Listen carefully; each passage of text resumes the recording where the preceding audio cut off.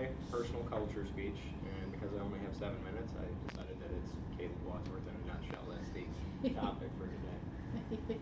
So some highlights of my life. I'm going to go over birth, family, adolescent years, hobbies, and then life while I was in the military and life after the military. And then I'm going to finish up with my ultimate goal in life. So my story started on January 4th, 1983. I'm currently 33 years young, I think. I don't know. I'm really bad with math, so if you want to know, do the math yourself. Some basic information about me. I was born in Milan, Illinois, to Mary and Larry Wadsworth. I have an older stepbrother, Adam, and an older sister, Cheyenne, so that makes me the baby. And as they say on the TV show, gotta love the baby. I grew up on a farm. Learned how to hunt squirrels, rabbits, deer, sparrows, pheasant, everything like that. Play around in the woods at a young age.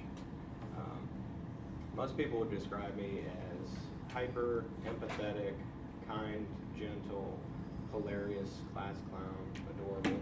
In my adolescent years, I was kind of a turd. I went to Sherrard Junior Senior High. I graduated in 2001. I was always in the principal's office, and there were a variety of offenses, some less severe, some more severe. I didn't have the ability to focus or concentrate, so I didn't apply myself. I kind of just,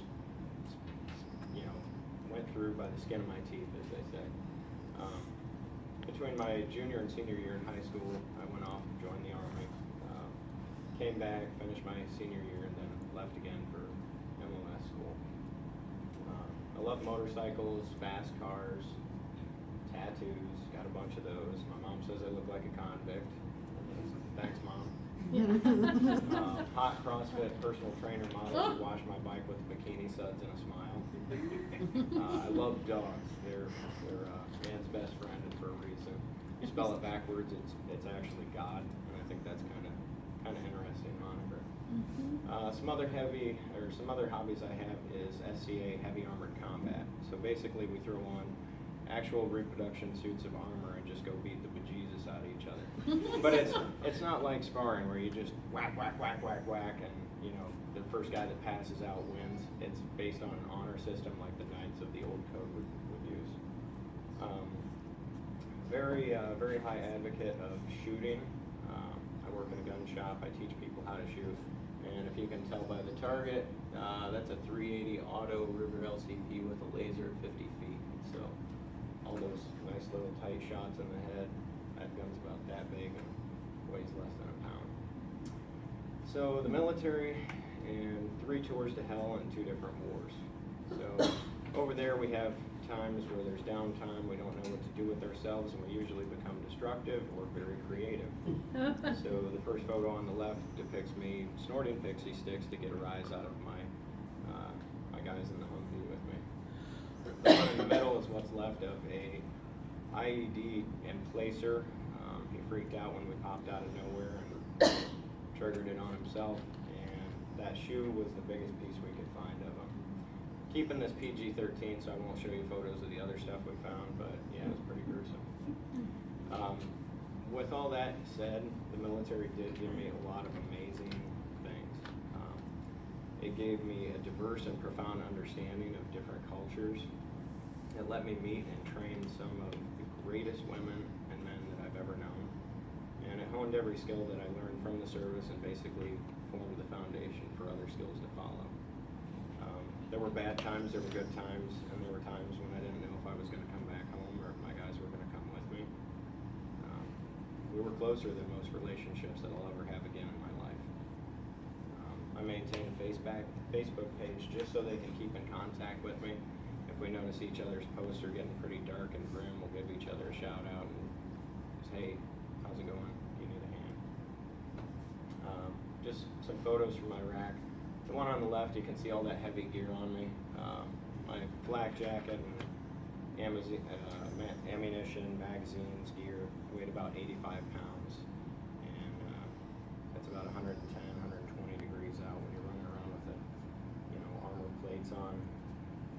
You're doubling your weight, basically. Every time you run, you're doubling your weight. So you take a 150-pound person, you throw on 100 pounds of gear on them, and then run up and down a bunch of flight of stairs with an oven strapped to your chest, it sucks a lot. The piece in the middle is shrapnel from a 155 millimeter IED that impacted my truck. Thank God nobody was hurt. We all came home safe. The people on the right are local Afghan or Iraqi children. The photo's kind of distorted, but you can see that they're happy that we're there. So as negative as of a spin as people want to put on the wars, good things did happen over there. We gave them pencils, medicine. We gave them the chance to get educated, to grow up and be responsible members of their societies. The photo on the right, we're goofing around. I had some crazy ass hair over there. It had been a while since I could get a haircut. This is just what Iraq looked like when I was over there. But there was a famous quote, where there's smoke, there's fire, and fire was all around us. You couldn't drive 50 feet in the city without something exploding or smoke filling the sky. The image down there in the lower right, that's in memory of our brothers who didn't come home. The gentleman on the left here, he was in my platoon. His vehicle got struck by an IED and he suffered extensive damage to his legs. He was flown to Germany, and then later on he was with Walter Reed, and George Bush came to visit him. The gentleman on the right, that is PTSD treatment, where they had these Marines and soldiers design masks so they could convey how they felt about themselves and how they viewed the public saw them. So after the military, my grandfather died. I came back from Iraq. My father committed suicide with a firearm 2 weeks after I got back home. I drank heavily. I was heavily medicated by the Department of Veterans Affairs healthcare system. Prescription medications, they masked the problems, but they didn't do anything to actually help me, and they introduced new side effects. So then I was taking more medication to counteract the first medication they gave me. Continued downward spiral. Difficulty maintaining employment, sought counseling, results were negligible, but it pushed me to continue my education, get a degree so I can help vets, because I've been there and I can help them better than somebody that's never been over there. Just recently I met a woman at Davenport Guns. I taught her how to shoot, how to defend herself, and she promised that she could help me. So a couple months passed, I slipped down further into the abyss, and then as it seemed pretty hopeless, I finally gave her a call. So I started treatment a little bit over 2 weeks ago, and I've never felt better. I actually feel better than I did before the service. Mental focus, clarity, attention span, cognitive processes, short-term, long-term memory, they all improved exponentially. Hope, optimism, and a burning desire to help vets became my primary resolve. My dream is to provide all veterans with treatment for their service-connected disabilities and to get them restored back to their original conditions. And this is the equipment that my treatment consists of. There's a link at the bottom. You're more than welcome to look up that website. And these are some of the symptoms that treatment can help with.